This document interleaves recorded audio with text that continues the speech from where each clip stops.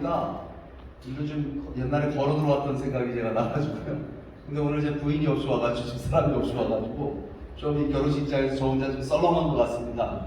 오늘 여러분들 이렇게 바쁘신 일정 가운데에 통일공감 콘서트에 참여해 주신 걸 진심으로 감사드리고, 이 자리에 특히 그 광주의 애국 시민 여러분들께서 한 자리에 계신데 제가 이렇게 강의하게 된 것을 무한한 영광으로 생각하겠습니다. 여러분 진심으로 감사를 드립니다. 오늘 제가 준비한 강연 제목은요, 한반도 통일의 역사적인 기회와 코리안 드림이라는 주제의 강연인데, 사실 이 강의 다 하려면은 2시간 반에서 3시간 걸립니다. 그런데 제가 1시간 이내로 줄여서 강의를 하려고 들고 나왔기 때문에 이건 어떻게 보면 맛보기 강의입니다. 그래서 제 강의 다시 들으시려면요, 한번 좀 시간을 내셔가지고 1박 2일 워크숍 이쪽 광주 우리 통일천사 본부에서 주최할 때 여러분들이 꼭 참여해 주시기를 부탁을 드리겠습니다. 그렇기 때문에 오늘 이 시간 제 강의가 시간 관계상 논리적 비약이 좀 있다 하더라도 여러분들이 양해하시면서 강의를 들어주실 것을 부탁드리면서 제 강연을 시작하도록 하겠습니다. 여러분, 제 강연 제목 보시면 한반도 통일의 역사적 기회라고 얘기해놨는데, 여러분 이 강연 제목이 공감이 오십니까? 아마 공감이 안 오실 거예요. 왜 공감이 안 되냐면요, 우리가 북핵 문제도 해결 못 해놓고 무슨 건너뛰고 통일 문제를 얘기할 수 있느냐, 북핵 문제부터 해결하자라는 생각을 아마 하고 계실 겁니다. 여러분, 북핵 문제 왜 이렇게 해결이 어렵죠? 왜 이렇게 북핵 문제 해결이 어려운 걸까요? 트럼프까지 나서고 김정은이 3번씩 만나면서 회담을 했는데 북핵 문제 이렇게 어려운 이유가 뭘까요? 여러분 있잖아요, 문제가 해결이 안 될 때는요, 우리는 뭐 해야 되냐면요, 핵 문제의 본질이 무엇인가라고 하는 것을 질문해 봐야 됩니다. 도대체 북한은 핵을 왜 개발하는가? 이것이 여러분 북핵 문제의 본질이라고 이렇게 말씀을 드릴 수가 있을 것 같습니다. 여러분, 북한은 핵을 왜 개발하죠? 북한이 핵을 개발하는 이유를 알려주는 지도를 한 장 제가 이 스크린에 띄워놨습니다. 이거는 1950년 6월 25일 김일성이 남침을 해갖고요, 3개월 동안 한반도에서 벌어진 일을 표시해놓은 지도입니다. 북한군이 3일 만에 수도 서울을 점령하고 그 다음에 일주일 만에 어디까지 내려갔죠? 낙동강까지 내려왔죠. 그래서 낙동강 전선이라는 게 만들어졌습니다. 이 낙동강 전선만 돌파해가지고 북한군이 부산까지 내려왔다고 한다면 당시에 북한은 한반도 전체의 주인이 될 수 있었습니다. 그런데 여러분, 애석하게도 북한은 한반도 전체의 주인이 되지 못합니다. 왜 그러냐면요, 미국이 개입을 해갖고 인천 상륙작전이라는 걸 통해가지고 북한군을 갖다가 압록강 밖까지 쫓아냈거든요. 여러분, 북한이 핵을 개발하는 이유는 여기에 있습니다. 그렇죠? 뭐냐면요, 한반도 전체의 주인이 되려고 해보니까 미국이 개입하더라 이 말이에요. 그러니까 미국이 개입하지 못하도록 하는 방법이 뭐가 있느냐? 북한이 핵무기를 갖게 되면 미국이 개입할 수 없다는 생각에 북한은 핵을 개발하기 시작합니다. 언제부터 시작했냐면요, 1956년부터 김일성이 핵을 개발하겠다라고 하는 의사를 표시합니다. 여러분, 북한은 핵을 개발하는 과정이 쉬웠습니까? 어려웠습니까? 어려웠습니다. 혹자는 이렇게 얘기합니다. 북한은 풀을 뜯어먹으면서 핵을 개발했다라고 얘기를 해요. 근데 제가 이런 얘기를 요즘에 하고 다니면 젊은 사람들이요, 세월이 얼마나 흘렀는데 북한이 변했지 과거의 북한하고 같냐는 얘기를 합니다. 그런데 여러분, 북한이 변했긴 변했죠? 좋은 쪽으로 변했습니까? 나쁜 쪽으로 변했습니까? 변했긴 변했는데 북한은 이렇게 변해버렸습니다. 3대 세습 독재 체제를 만들어 놨어요. 근데 그 3대 세습 독재 체제가 어떻게 해서 이루어지고 있냐면, 신정국가 형태로, 여러분 말하자면 김일성을 신으로 받드는 그런 여러분 신정국가를 만들어 놨기 때문에 북한 체제가 유지가 되고 있는 겁니다. 그러면 여러분, 북한이요, 이렇게 여러분 변하다 보니까, 이런 체제가 되다 보니까요, 북한이 핵을 가져야 되는 이유가 한 가지가 더 추가가 됐습니다. 그 이유는 뭐냐면요, 이 체제를 유지하고 지키기 위해서 북한이 핵무기를 가져야 되는 이유가 또 하나가 추가가 된 겁니다. 그럼 이런 상황에서 여러분, 북한한테 핵을 포기하라면 포기할까요? 안 할까요? 여러분, 돈을 갖다 주면 북한이 핵을 포기할까요? 안 되죠? 그럼 여러분, 제재와 압박이라는 걸 하게 되면 북한이 핵을 포기할까요? 북한을 협박하면 핵을 내려놓을까요? 절대로 안 내려놓습니다. 왜냐하면요, 가진 게 핵무기밖에 없는 나라가 북한입니다.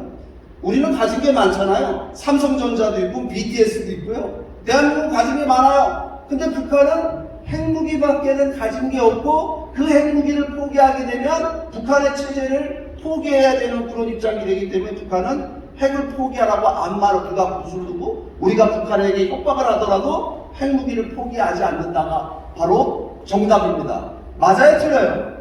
이게 지금까지 우리가 경험한 거예요.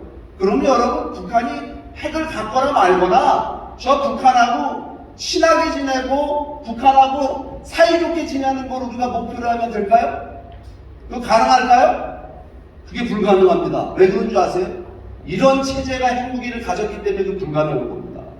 그러면 우리는 어떻게 해야 되나요? 북한 핵 문제 포기할까요?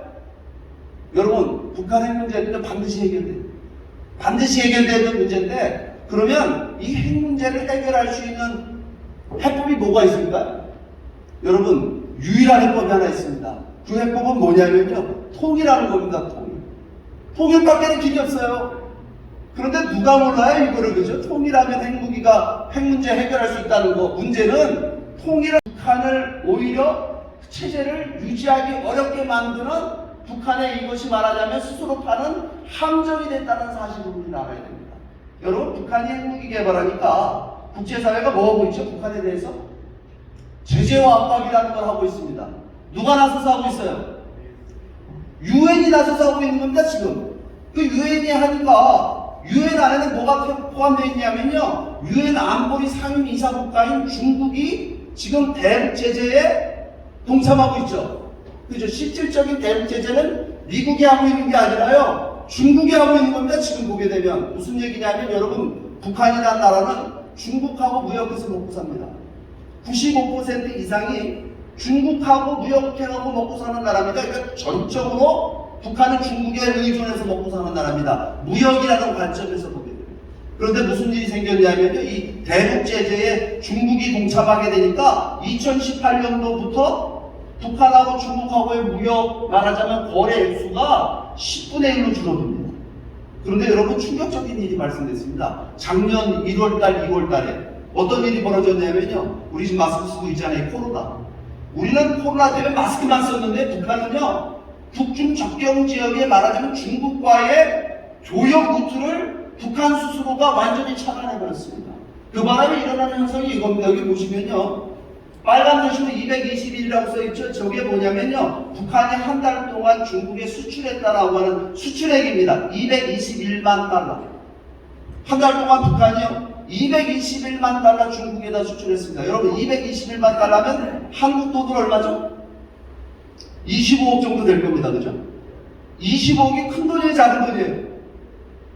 인구 2,500만 명을 갖고 있는 북한이라는 나라가 25억 원어치 수출해서 먹고 살 수 있습니까? 없습니까? 근데 여러분, 수출 수입 액수가 10배 차이 납니다. 쓰는 것보다, 버는 것보다 쓰는 게 20년 넘었습니다.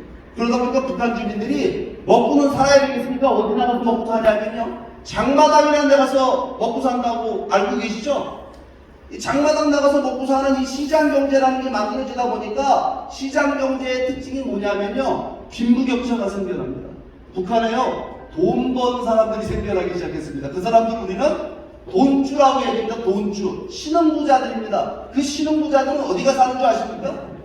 이 평양 대동강변에 있는 이 고급 주상복합 아파트에 이 북한의 신흥부자들, 돈주들이 여기가 살고 있어요.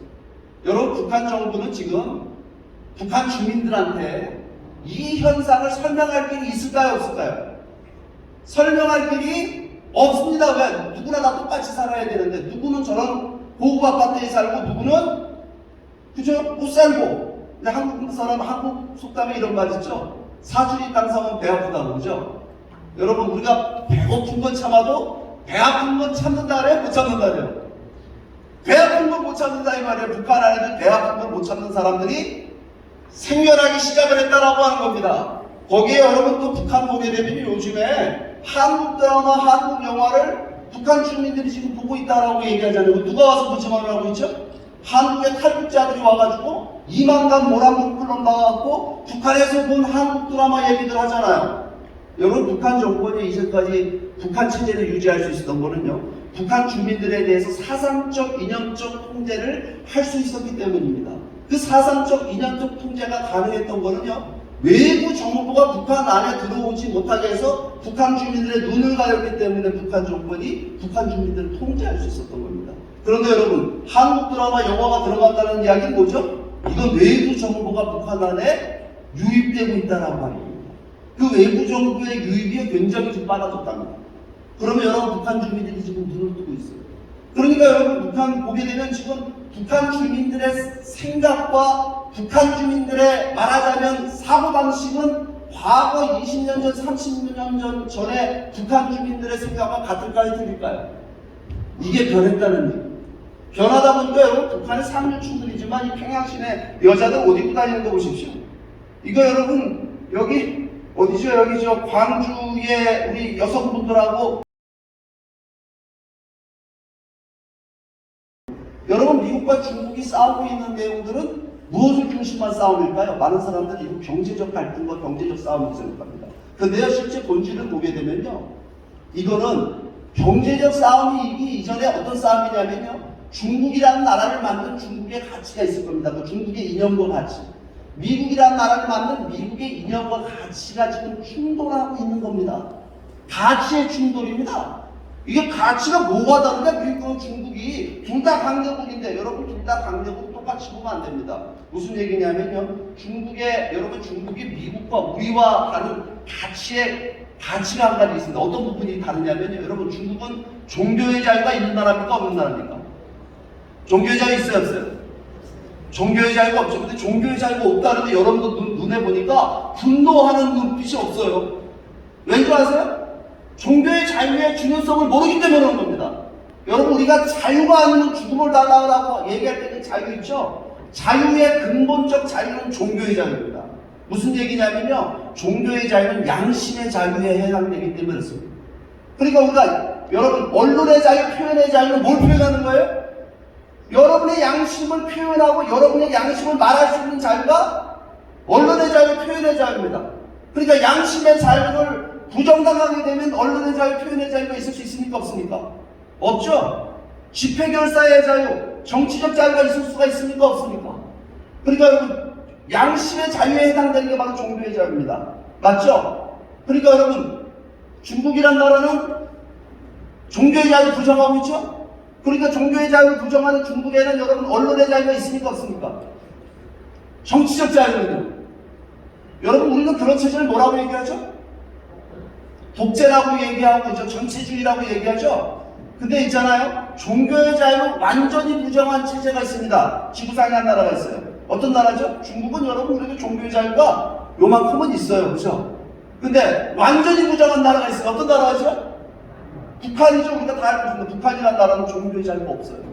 그러면 종교의 자유를 완전히 부정하는, 그야말로 양심의 자유를 완전히 부정하는 체제를 우리는 뭐라고 얘기해야 되느냐? 여러분, 독재라는 표현도 아까운 겁니다. 뭐냐면 이거는요, 노예제 사회입니다. 맞아요, 틀려요? 인간의 양심의 자유를 부정하면 노예제 사회입니까? 아닙니까? 여러분, 그만큼 여러분, 종교의 자유는 자유의 근원이고 가장 중요한 자유가 종교의 자유라는 사실을 우리가 인식해야 됩니다. 근데 이렇게 얘기해도 여러분, 뭐 중국이 그런 거고 우리하고 무슨 관계냐, 이게 생각하실지 모르겠는데, 중국이 저 아프리카, 우리나라에서 멀리 떨어진 중남미 아프리카에 있는 나라가 아니죠? 어디 있어요? 바로 우리 옆에 붙어 있으면서 인구가 14억이나 가진 경제적 파워로 따지면 세계 2위의 지금 경제대국입니다. 이런 나라가 여러분, 종교의 자유를 부정하는 것이 우리에게 미치는 영향이 여러분 없다고 생각하십니까? 이 중국에 지금 힘을 갖게 되니까요, 이런 가치를 버리지 않고 포기하지 않고 그 힘을 이 상태에서 지금 확대하고 확장하기 위해서 여러분 뭘 하고 있냐면 중국이 패권을 장악하는 시도를 하고 있습니다. 그 패권 장악이 여러분 지금 부딪히고 있는 곳이 어디냐? 바로 이 남중국해요. 남중국해 여기 보시면 이 빨간 길 지나가는데 보이시죠? 저기가 뭐냐면 중국 정부가 자국의 영토다, 자국의 영해다라고 주장하는 지역이 바로 이 빨간 길 지나가는 그 안에가 전부 다 중국 바다라는 겁니다. 남중국해. 여기 보시면 대만은 통째로 들어가 있죠?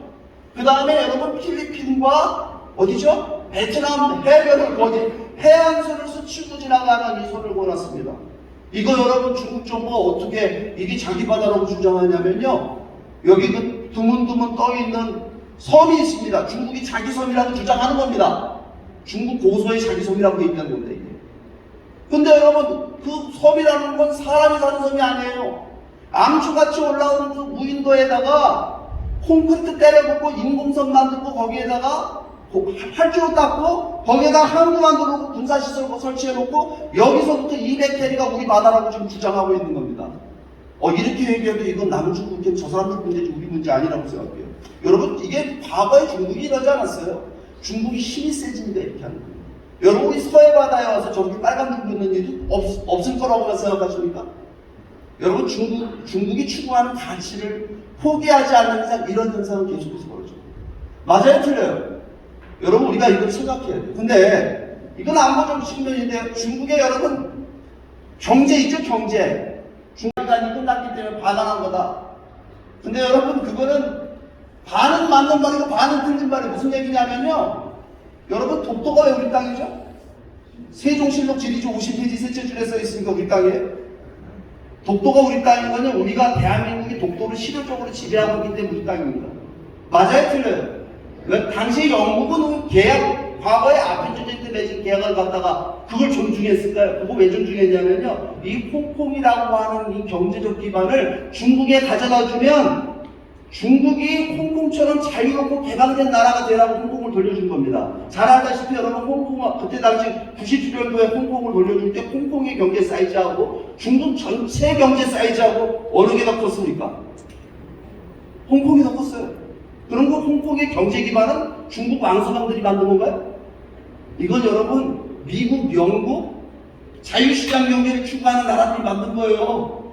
이게 중국이란 나라가 홍콩처럼 자유롭고 개방된 나라가 되라고 이걸 돌려준 건데 홍콩에 여러분 중국 법, 국가법을 통과시킨 거는 홍콩이 중국된 겁니까? 중국이 홍콩된 겁니까?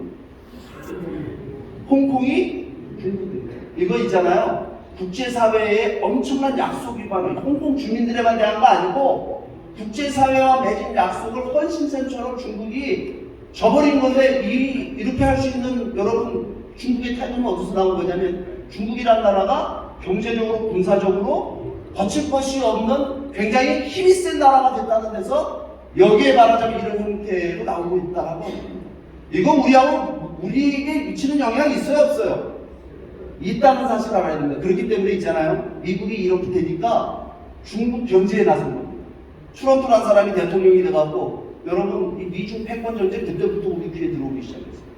그때 여러분이 한국 언론들이 뭐라고 보도했냐면요. 이 미국이란 나라가 심술이 나가고 중국이란 나라가 잘 살게 되니까 심술이 나가지고 중국을 끄집어내기 위해서 특히 이 트럼프라는 사람이 맨하탄에서 뉴욕에서 부동산 개발업자 하던 이게 장사꾼이라 국제 무대를 갖다가 외교의 무대를 갖다가 장사꾼 무대를 만들고 있다라고 하는 비판을 우리 언론들이 쏟아냈습니다.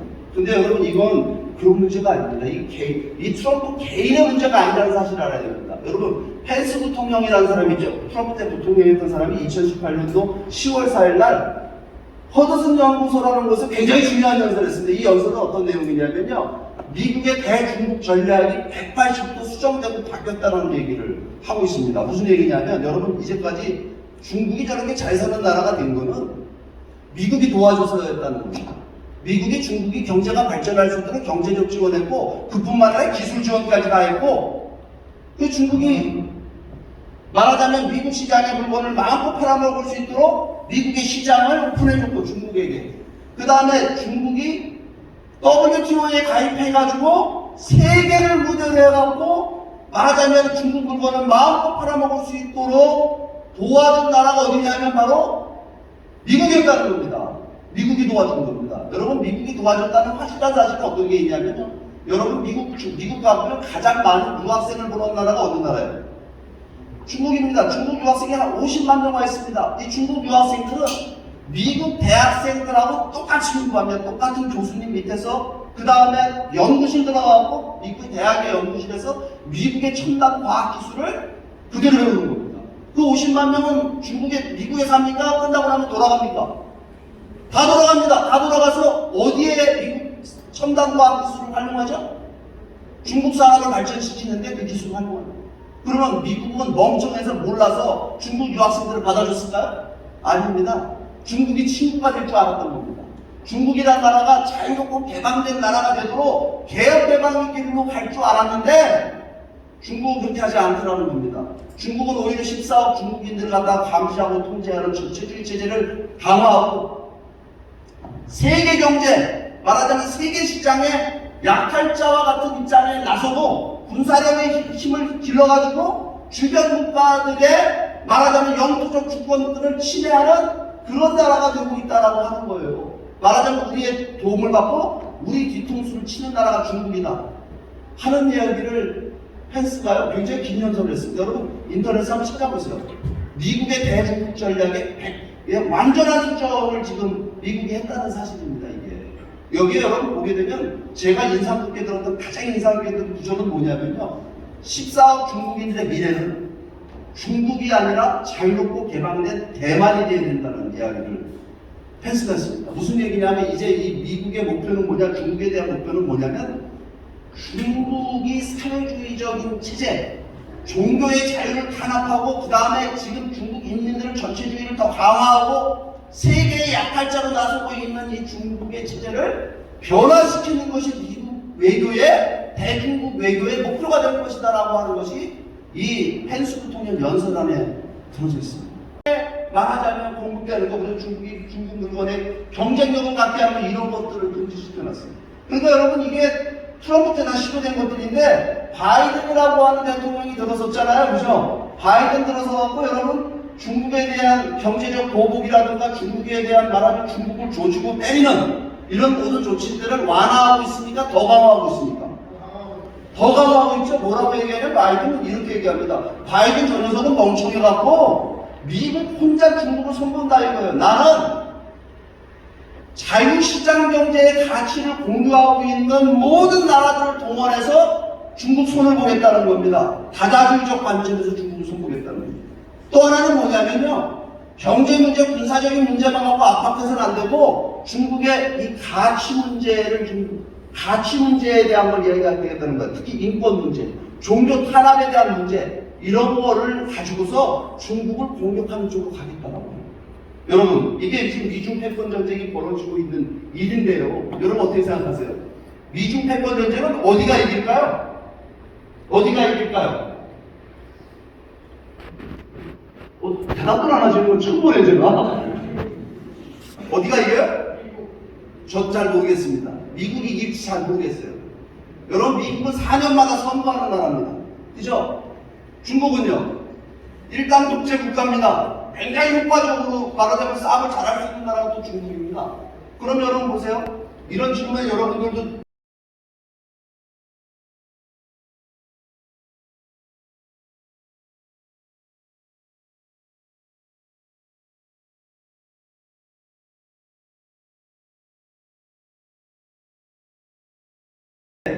여러분 지금 미국한테 중국이 완전히 박살나고 있죠?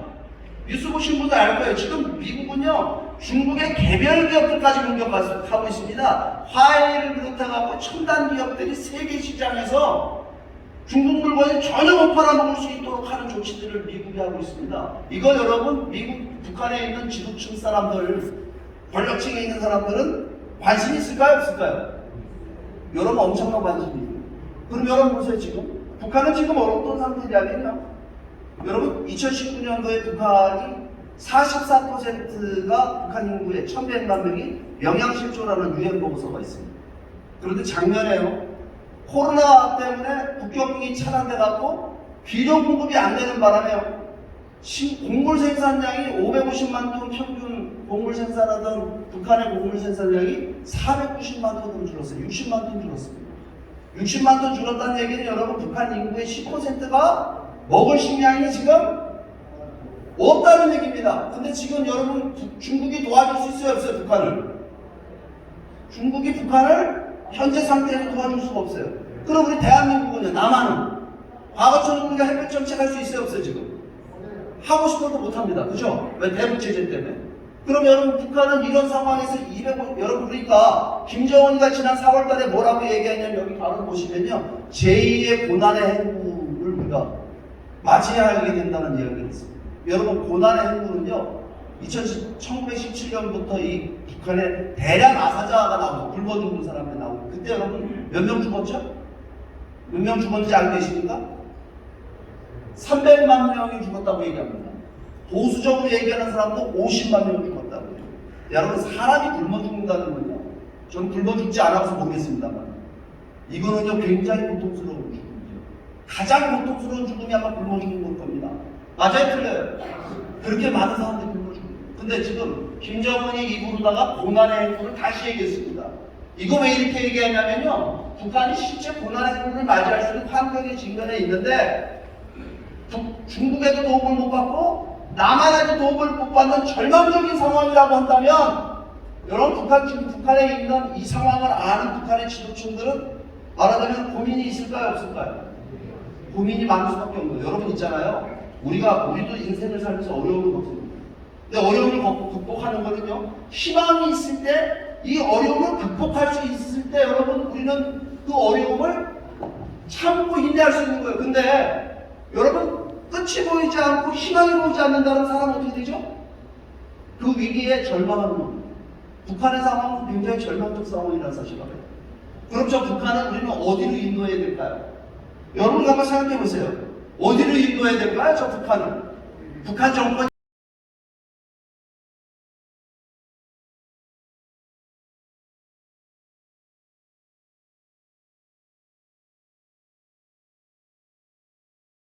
여기 전라도 호남 지역에 와 있는데 여러분 우리가 이렇게 이념적으로 우리 사회가 갈라져 본 적이 있습니까 없습니까? 과거에 여기 어르신들 많이 계시잖아요. 요즘처럼 부모 자식 간에도 대화 안 되는 정치 이념 문제를 중심으로 그런 데가 있습니까 없습니까? 정치 성향에 맞는 사람 누구나 정치 얘기를 하죠. 그죠? 틀린 사람하고 얘기하다가 어떻게 되죠? 큰일 납니다. 그죠? 그러니까 요즘에 있잖아요. 이게 우리 사회가 이렇게 부결돼 본 적이 없어요. 그럼 이런 상황에서 어떻게 통일하냐 이 말이에요. 이런 여러분 한반도를 둘러싼 엄청난 변화 대전환점에 오늘 우리들이 변곡점에 서 있는데 오늘 우리가 이렇게 분열된 상황에서 어떻게 통일하겠냐는 겁니다. 그러니까 여러분 통일의 열쇠를 발견해야 되는데 그 통일의 열쇠는요 북한에 있는 게 아니라 남한에 있다는 사실을 우리가 알아야 됩니다. 이것부터 봉합해 나가는 거예요. 그러면 여러분 통일하려면 우리는 뭐부터 해야 될까요?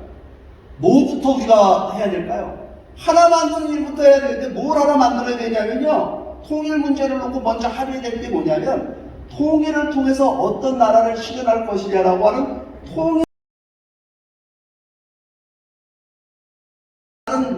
같은 것이 하나도 없는 사람들이 모여갖고 하나의 나라를 만들었을 뿐만 아니라 세계 초강대국을 만들어서 불과 200년 만에 여러분 그러면 미국은 뭘 갖고 통일했을까요? 핏줄이 같다, 역사가 같다 이거 아닙니다. 뭐 갖고 있어요?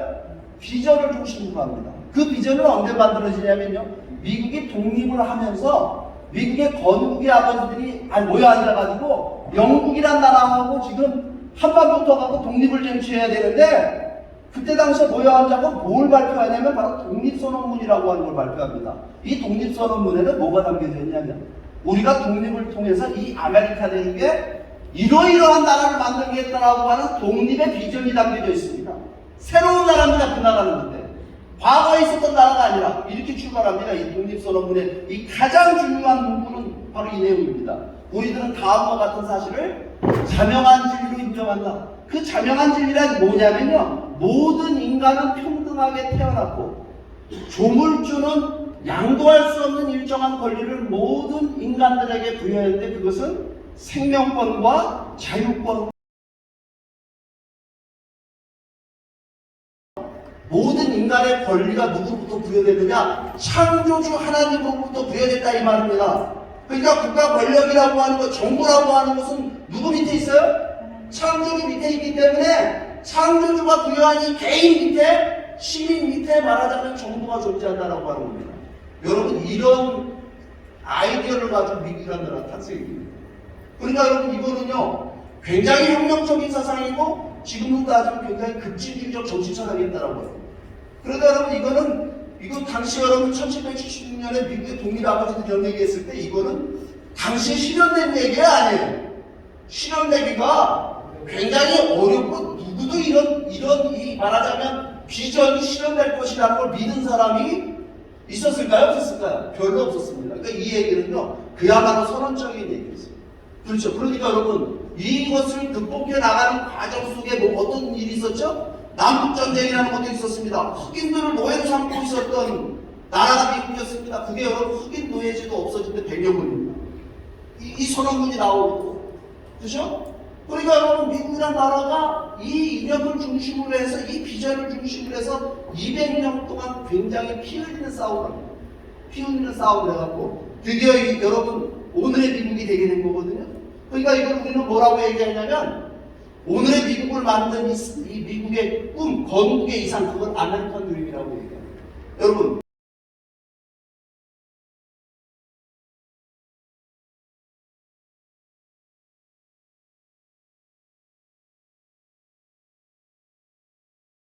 맞아요, 틀려요. 여러분 통일을 통해서 어떤 나라를 실현할 것이냐는 비전이 있을 때 그 비전을 가지고 우리가 통일 문제를 젊은이를 설득할 수 있는 건데 이런 나라 만들어보자라고 하는 얘기 맞습니까? 틀립니까? 그럼 여러분 미국 사람들은요 모든 인간을 평등하게 창조했다라고 하는 그 정신을 가지고 오늘의 미국을 탄생시켰다 이 말입니다. 이게 건국 정신입니다. 그럼 우리는 통일을 통해서 실현하고자 하는 나라의 그 건국 정신을 뭐에서 잡아야 될까요? 어디에 있을까요? 그거는 우리 역사 안에 있습니다. 우리 민족의 그 시원, 우리 민족의 그 출발점, 거기에는 여러분 어떤 정신이 놓여있다고 얘기하죠? 홍익인간이라는 것이 있습니다. 널리 세상을 이롭게 하는 나라를 만들겠다. 있고 우리 민족에 말하자면 열망이 있고 이상이 있다는 사실을 알아야 됩니다. 그 안에 우리 민족의 공통의 말하자면 정체성과 공통의 열망이 있다는 겁니다. 역사를 모르면 여러분 우리는 뭐죠? 우리의 미래가 여러분 뭐죠? 미래는 없다라고 얘기할 수 있겠죠. 역사는 여러분 과거를 공부하는 것이 아니라 역사는 우리 미래의 운명을 결정하는 겁니다. 근데 여러분 우리 당군 할아버지가 우리 역사가들이 당군 할아버지가 널리 세상을 이롭게 하는 나라를 만든다라는 이야기를 삼국유사에 남겨놨잖아요. 그러니까 어떤 사람들은 삼국유사에 있는 얘기 어떻게 믿냐고. 역사. 근데 여러분 우리가 이제까지 믿어왔어요. 믿어왔잖아요. 그죠? 우리가 이걸 왜 믿게 됐느냐라고 하는 것이 대단히 중요합니다. 이거 왜 이렇게 믿게 됐냐면요. 우리 민족의 말하자면 DNA를 우리는 홍익인간이라고 설명할 수 있기 때문에 그렇다는 겁니다.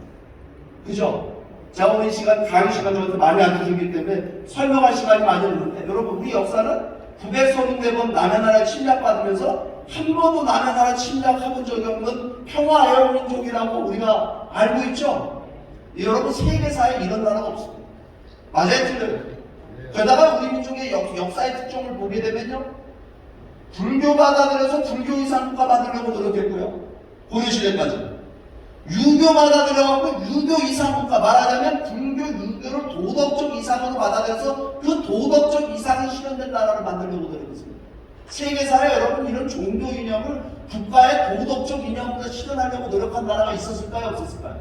우리처럼 한 나라. 위해서 사는 부모들이 어디 있어요? 그렇죠? 대한민국이 잘 살게 된 건 누구 때문입니까? 정치 잘해서입니까? 박정희 대통령 때문에 아니면 무조건 된 겁니까? 이게 지금? 여러분 이게요 우리 부모들이 자식을 위해서 자식 교육시키기 위해서 헌신하고 희생했기 때문에 오늘의 대한민국이 있다고 저는 생각하는데 여러분들은 어떻게 생각하십니까? 맞아요. 여러분 이게 우리의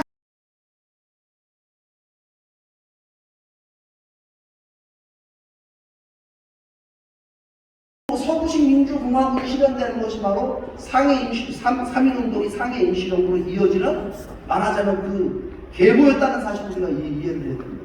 오늘 시간이 많이 없기 때문에 제가 간략해서 말씀을 드리면 그럼 여러분 보세요. 독립운동의 비극은 뭐였냐면요. 독립을 통해서 실현하고자 하는 새로운 나라가 여러분 둘로 나눠집니다. 이런 민주주의 체제를 만들자고 했던 독립운동가 세력이 있었고요.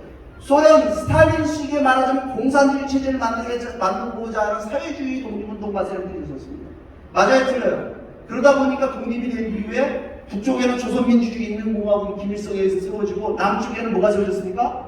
대한민국이라는 민주공화국이 설립된 겁니다. 이게 여러분 분단의 시작인데 결국 분단이라고 하는 건 뭐 때문에 만들어졌냐면 독립을 통해서 이루고자 하는 새로운 나라에 대한 비전이 둘로 나눠지기 때문에 일어난 현상이 분단이기 때문에 통일은 여러분 이 두 개의 비전을 하나의 비전으로 만드는 일부터 시작해야 된다고 하는 겁니다. 뭐부터 시작해야 되느냐? 코리안 드림이 무엇이냐라고 하는 걸 발견해야 돼요.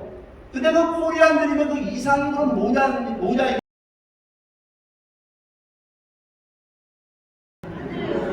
대한민국 경제는 마음에 드십니까 지금?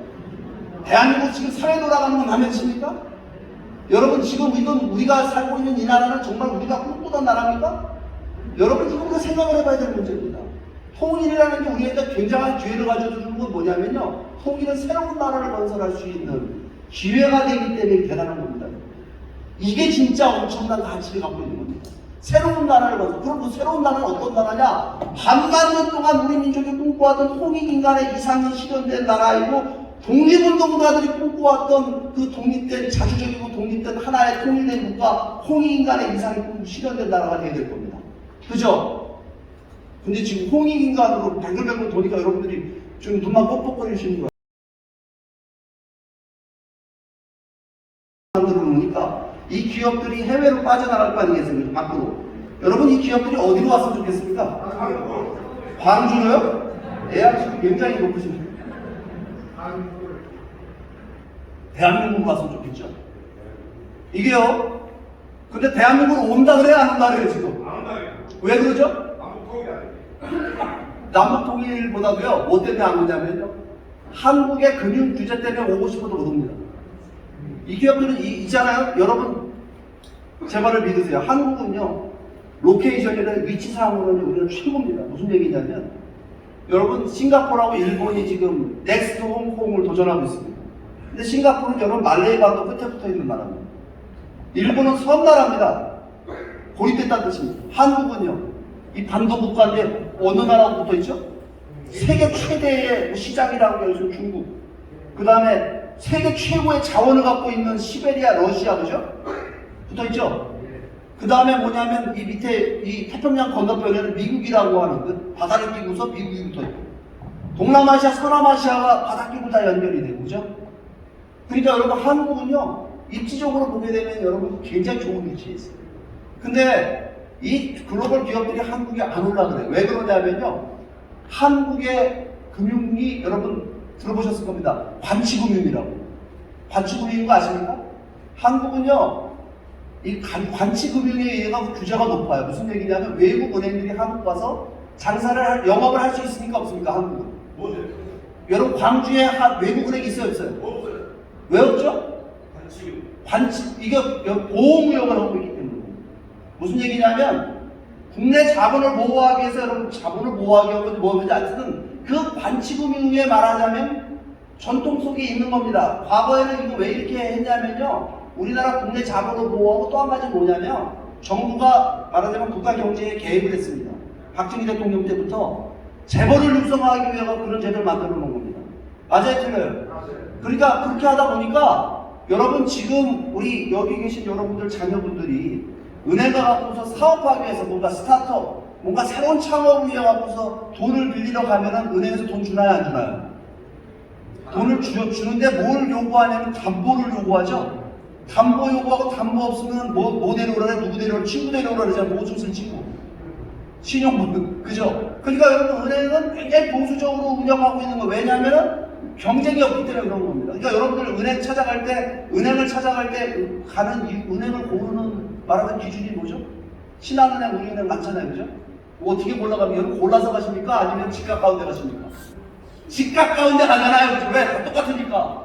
이게 여러분 자본주의 자유시장 경제에서 있을 수 있는 일이라고 생각하십니까? 여러분 한국의 금융 서비스는요 우간다 가봉 수준입니다. 근데 한국 사람 불편한 거 몰라요. 왜냐하면 은행 가보면 뭐 에어컨도 잘 나오고 냉난방도 잘 되고 은행원들이 얼마나 친절합니까? 그리고 돈 쓰기가 정말 편리하게 돼 있어요. 근데 문제는 뭐냐면요 금융시장의 접근 장벽을 높여놨습니다. 누구한테 높여놨냐면 일반인들한테 중소기업 그 다음에 창업을 꿈꾸는 젊은이들에게는요 이걸 높여놨어요. 그러니까 사업하려면 담보 제공해야 되고 보증 쓰다가 망하면 어떻게 돼요? 쫄딱 망하는 거죠, 그죠? 그러니까 여러분 자녀분들이 사업한다는 뜯어 말려요? 아니면 하라 그래요? 못하게 하죠. 왜? 하다 망하면 집까지 날라가게 생겼으니까. 그러니까 여러분들은 그 자녀분들의 직업으로 다 가장 권하는 게 뭐예요? 우리 사회가 가장 권하는 직업 뭐죠? 잘하시네. 권해보셨나 봐요. 공무원들 하죠, 공무원. 여러분, 우리나라가 애를 28만 명 낳는 나라가 지금 30만 명의 공무원 시험 준비하고 있습니다. 그 나라가 제대로 될까요, 안 될까요, 이렇게요? 이거 왜 그러냐면요. 여러분, 이 방치금융의 큰 혜택을 누가 보냐면요. 재벌이 보는 거예요. 대기업이 보는 거예요. 맞아요, 틀려요? 그러니까 그 시장의 승자를 누가 결정하느냐? 시장의 승자를 정부가 결정하는 구조가 되어 있는 겁니다. 무슨 얘기냐면요. 여러분, 사업해 보시는 분들은 잘 아실 거예요. 사업의 90% 망하는 이유는요. 자본이 부족해서 망하는 겁니다. 아이디어가 나빠 망하는 거 아니에요. 그죠? 자본을 근데 확보할 수 있는 능력을 누가 갖고 있느냐? 대기업 재벌이 갖고 있으니까 여러분 그거는 뭐냐면 시장에서 승자를 누가 결정해 주는 거냐? 금융권이 결정했는데 그 금융권을 누가 움직이고 있느냐? 반치금융이기 때문에 여러분 정부가 개입을 하고 있는 겁니다. 그러니까 이런 구조가 옛날엔 옳았습니다. 우리나라가 여러분 잿더미 위에서 경제를 일으킬 때 이런 정경유착적인 말하자면 정부가 국가 경제에 개입하는 거는 옳았습니다. 근데 지금은요? 지금은 아니다는 겁니다. 그러니까 여러분 이거를 개혁해야만 우리가 뭐가 되냐면요. 홍콩을 대체할 수 있는 그런 넥스트 홍콩이 될 수 있습니다. 아시아 태평양의 금융허브, 경제의 허브가 대한민국이 될 수가 있습니다.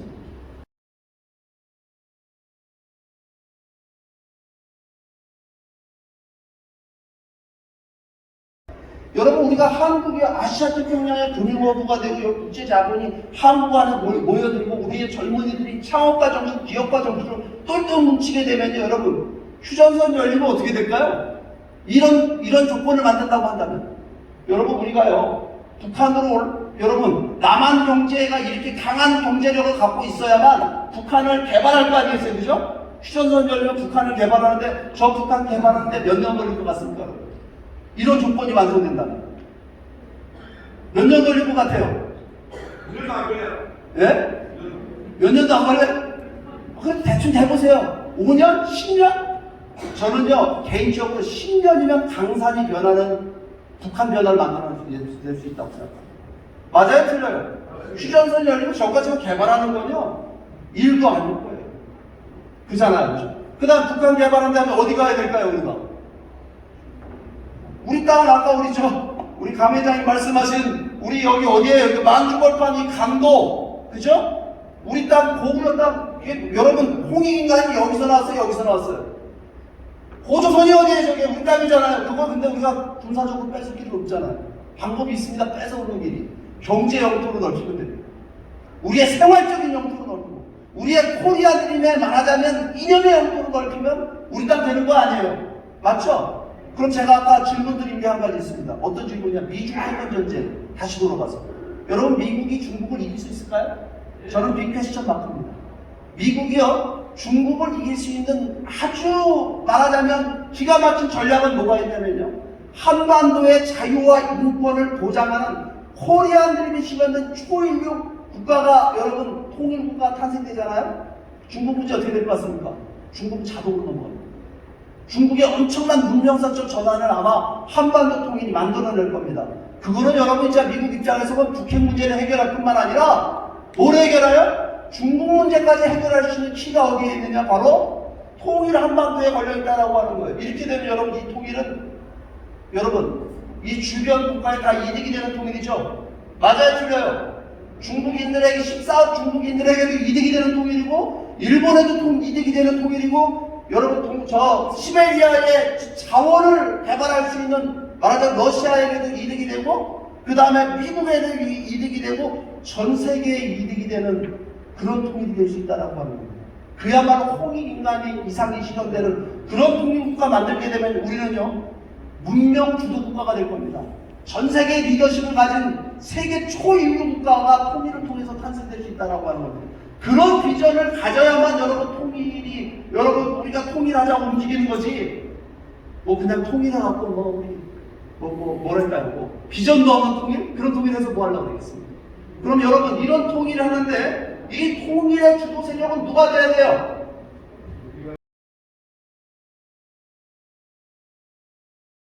정권 바뀔 때마다 대북 정책 계속 바뀌잖아요. 그러니까 여러분 있잖아요. 통일의 주체 세력은 누구냐면요. 바로 우리 시민들입니다. 그러니까 통일은 우리의 힘으로, 통일은 시민의 힘으로 가라고 하는 거예요. 한 사람이 꿈을 꾸면 꿈에 불과하지만 이 자리에 계신 여러분들이 함께 그 꿈을 꾸면 그 꿈은 현실이 되는데, 저는 제가 아주 꿈을 갖고 있습니다. 내년 여름에 저 광화문 광장에 100만 명 모아볼까 생각하고 있습니다. 코리안 드림의 깃발을 들고 누가 가장 많은 사람들을 이 광화문 광장에 데려올까요? 여러분 경상도에 밀리겠습니까? 대구에 밀리겠어요? 우리 광주가 해야 되지 않을까요? 그렇죠? 전라남도 해야 되지 않을까요? 우리 민주화의 성지가 여러분 통일의 성지가 될 수 있도록 우리 이 자리에 모이신 우리 각계 지도자 여러분들께서 힘을 모아주시기를 부탁을 드리면서 제 강연을 마치도록 하겠습니다. 경청해 주셔서 감사합니다.